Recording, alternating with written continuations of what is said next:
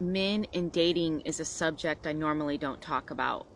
I talk about that, yes, I don't use men anymore to feel fulfilled. I don't use relationships anymore to feel complete. I don't seek men or men's attention like I used to. And I am happy being alone. That is all true. But also, I went to the extreme. Now, I don't even date, and I don't even put any thought or effort into dating or thinking about men.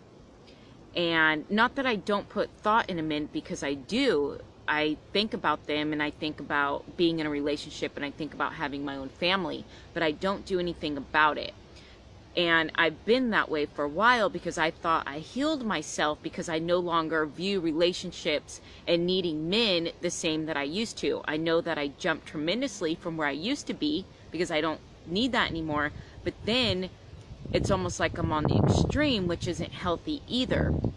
So the last couple of weeks, this has been really on my mind about starting to put more focus into men and relationships. And so I was thinking about, I was looking up different books to order, to read about healthy relationships, healthy men, healthy boundaries. And even I was with a client yesterday, a client and now a friend, and she asked me, do you want children? And I said, I think I could love all children. I don't need my own to love children. Maybe I'll even adopt, or even do some orphanage work, or maybe be a mother to all type of thing is what I had in my mind. But later when I got home, I realized, you know what? I can't even answer that question honestly with myself. Yes, I want children, but I don't allow myself to want it. And that's not healthy either. A complete healthy mindset about men, families, and relationships would be able to accept what I want and understand that I'm going to receive it without fear, or fear that I won't allow myself to want it because I won't get it. So the point is that I realized that it's just a topic I avoid. And if you're avoiding something, for me, I know that if I'm avoiding something in my life, it's probably the thing that needs the most attention.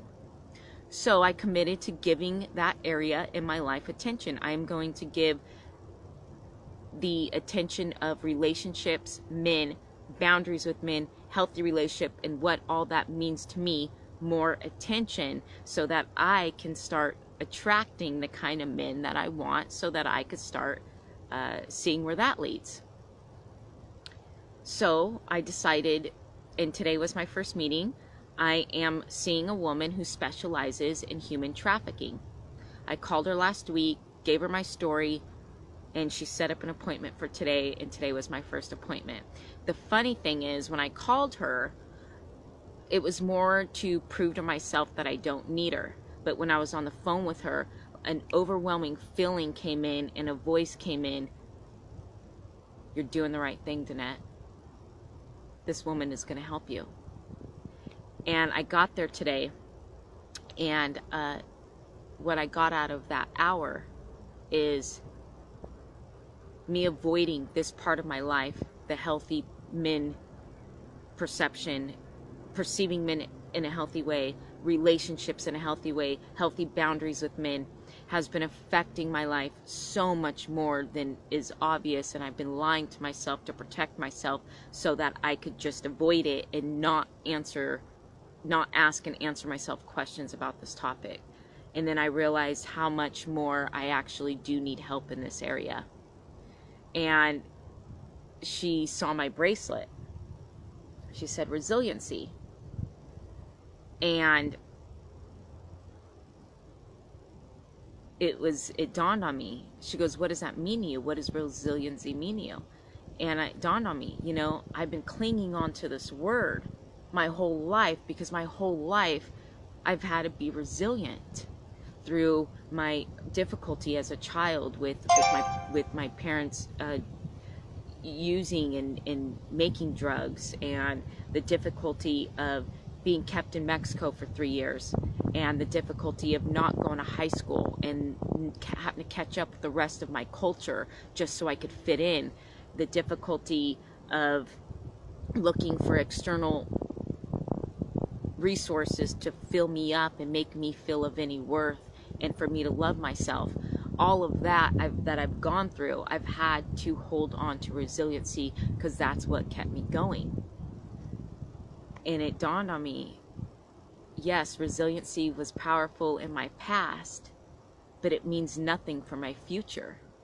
I used to think all the stuff that I've been through is what made me me, and I was grateful for everything I've gone through, because it made me me and it made me stronger.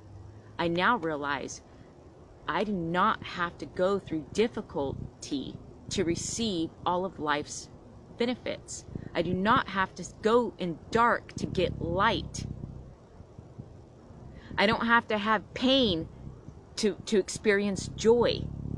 Joy and light are there for me. They're here now. I don't need to go through any of that drama or trauma to feel it and experience it. So that means resiliency is not a positive word for me. It's actually a word holding me back. If I feel like I'm resilient, that means I need something to be resilient in. And I don't. I need none of it. We need none of it. It is available to us now without difficulty. Now, you may say, okay, but there's always going to be life isn't going to run smoothly, and you're never going to experience hardship, and that's true. Of course, there's going to be challenges that come throughout my life from here on out, but I no longer put myself in situations or around people that hurt me intentionally just to hurt me like I used to. And so anything that comes with growing pains, because that's the only difficulties I'm going to experience is because of growing pains. Well, I set up a mindset to be able to receive those challenges and get the good out of it instead of seeing the negative. So resiliency is actually not even a good word. I don't need it.